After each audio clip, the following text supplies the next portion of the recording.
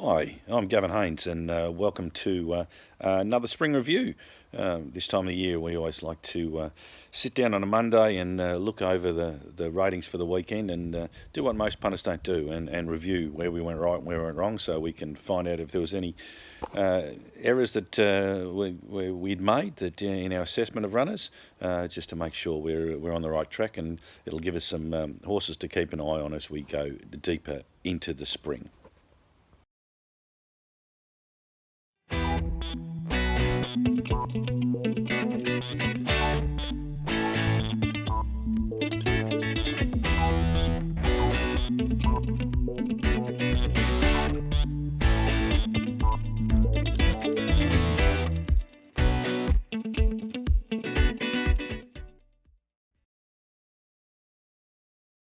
Hi, I'm Gavin Haynes, and welcome to our next spring review. And we're going to have a look at racing from Moonee Valley on Friday night.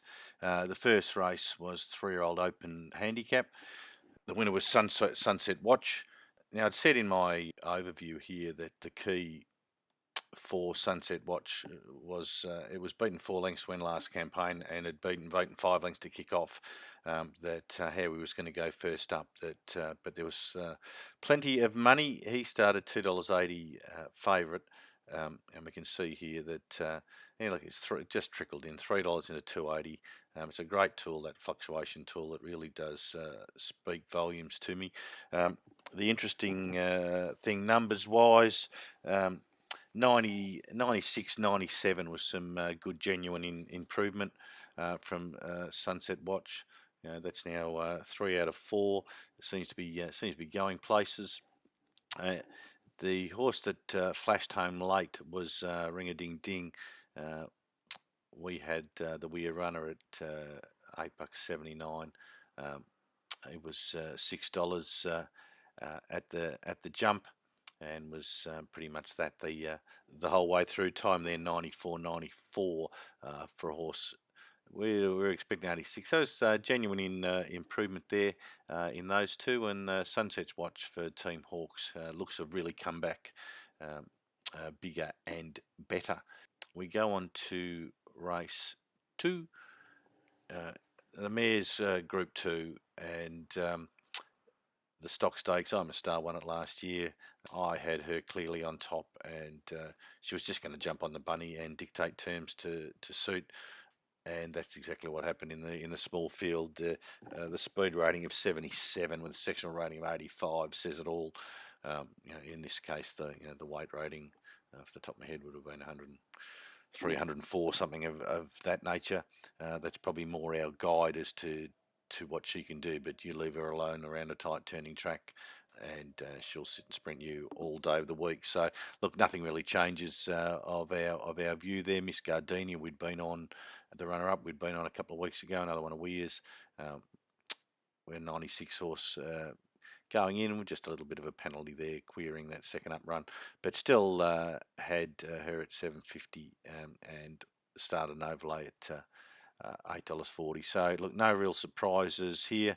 I'm a Star is she's a good mare, and that 99, I certainly won't be upping the ante on her and that, but there's certainly races when she maps well, small fields, you can take the lead from inside gate. She's very very hard to run down, but who's interested at $1.65? It was a race that I sat out. The JRA Cup was race 3. Group 3 affair, and I was quite surprised. We were on Taj Mahal when he won at Sandown, the Sandown Classic 2200 metre, won by 3.5, with some tidy sectionals, and that's where I really thought. I thought the 2000 metres might have been a bit sharp. Knee split its last start, thought was in need of the run, but the money came, and we'll see the Taj Mahal flux. So rock solid at $4.90, and on class alone. I ended up with egg on my face because I thought Trap for Fools would do what it had done and jump straight in the bunny, but sometimes you just throw speed maps out the window, and when he didn't lead, that was the penny section, but he was very, very disappointing. The Taj Mahal in this rated 105, 107. So, I'd predicted 98. We're over a bit further. I certainly give it a greater rating, but so we won't make the same mistake in, because he'll only be stepping up in trip. Gallic Chieftain, that was a big run second up, another 2,500 metre horse, duck egg to start campaign. Another one I thought would need plenty. We actually had it as an overlay. We rated $21 and you could have got 27. But the rating there of 105, 111 was the sectional closing sectional of the race. Now a stayer in the Weir camp, and there's plenty of races around for him to peak third and fourth up into. So we certainly won't miss him going forward. The Trap for Fools, who was 101 horse, just stepping up from into Group 3, wasn't a huge. It's not a huge leap. And 65.73 would suggest time for a spell, perhaps, but that was nearly too bad to be true. Bit of class about the winner, Taj Mahal, 105, 107. They're black tight numbers, and we know he's only going to get better. And Gallic Chieftain, well, how many staying races do you want? So a couple we can keep our eye on in coming out of that. Race 4, just a BM84 over the Uber Sprints. I'm not a fan of these. We've got a fair record in them. In saying that, Essence of Terror. I thought previously no first up form to really speak of. We still had it $6 based on its overall ability, and it was a $10 winner, so it was a nice overlay for us.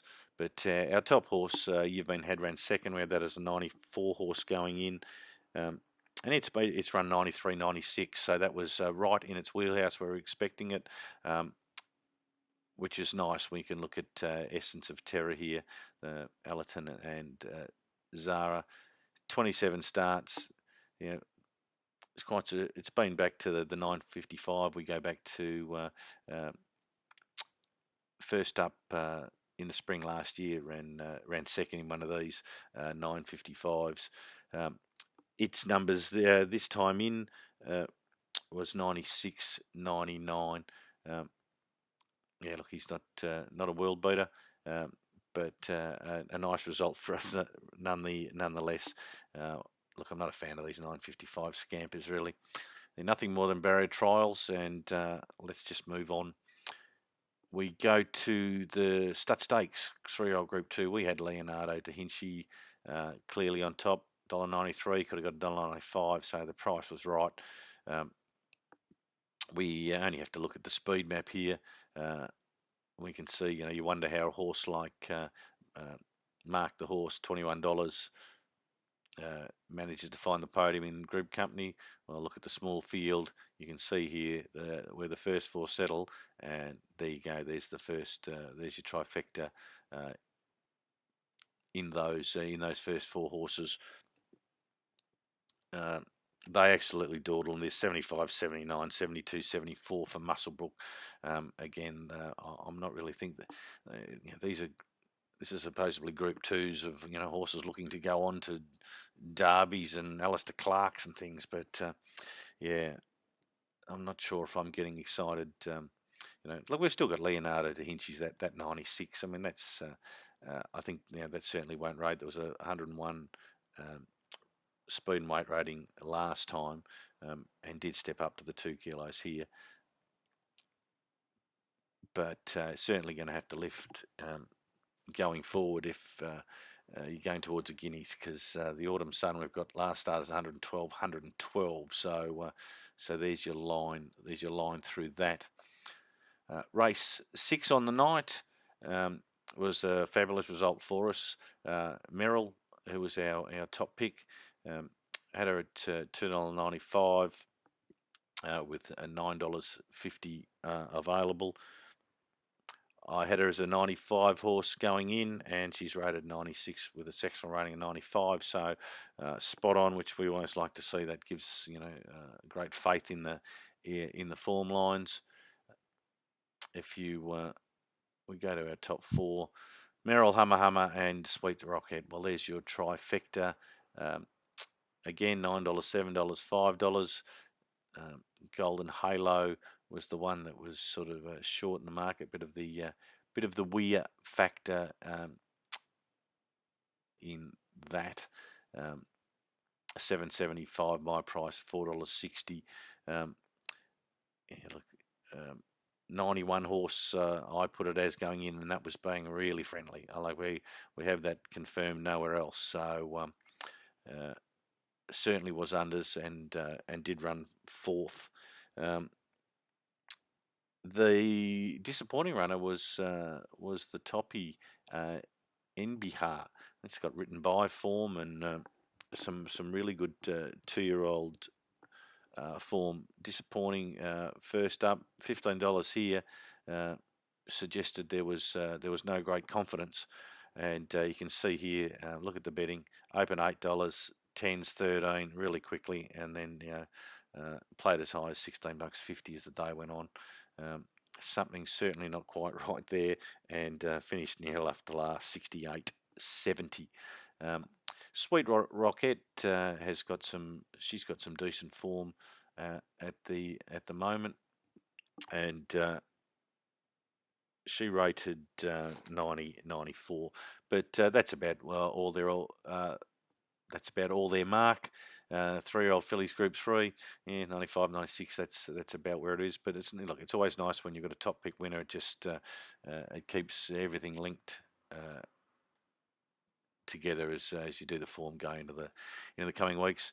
Another nice result for us with another overlay in the Group 1 Moya. With Vidora picking up her second Group 1.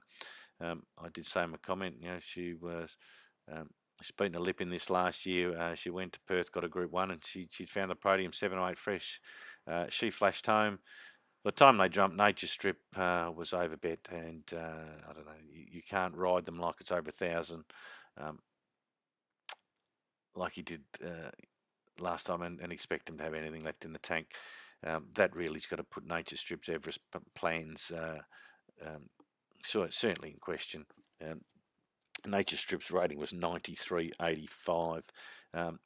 Brave Smash was really good, 106 with a sectional rating of 109, which is nice to see. That's we've now got a confirmed something confirmed with the run back in March where he's rated 114, 110, some really good numbers. So we've got weight ratings of 110, 111. So he is right up to par. And look, I've always thought that his best form was the 1400 metres.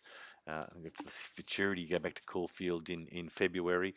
I'm not sure which way they go with him, but 105, 107 says 1400 metres next start is ideal. But something in the back of my mind suggests they might be going Everest. I'll have to double check. I'll have to double check that. Vidora 111, 111.